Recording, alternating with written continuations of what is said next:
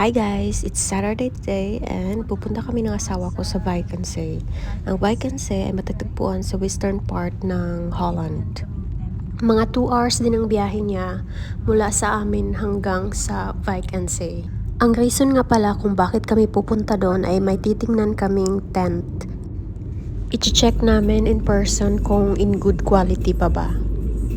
Sinadya naming dumating ng maaga para makapagtingin-tingin muna sa paligid. May time na kumain at tumingin sa dagat. Maaraw nung dumating kami, kaso lang medyo mahangin kaya malamig din. At ayun na nga, nagustuhan namin yung tent kasi in good quality pa at malinis din. So ayan nga pala ang klase ng tent na binili namin na pwedeng hilahin at yung foldable na style. So, ganyan yung itsura niya pag ipinatayo na lahat.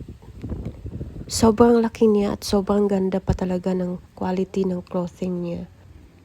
Hindi po ito brand new, actually second hand lang siya.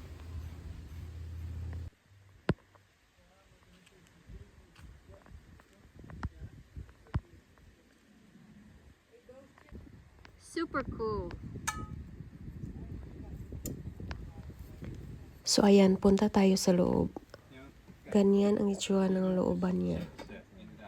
May bedroom, may dining area,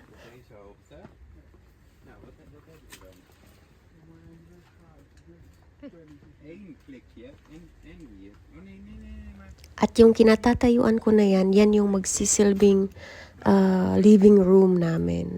So, yan yung itsura ng bedroom, yan yung dining. At yung part na yan na may mahahabang puti at dyan sa ilalim ay pwede yung gawing storage. So, napaka ganda talaga ng picture ng aming bagong tent.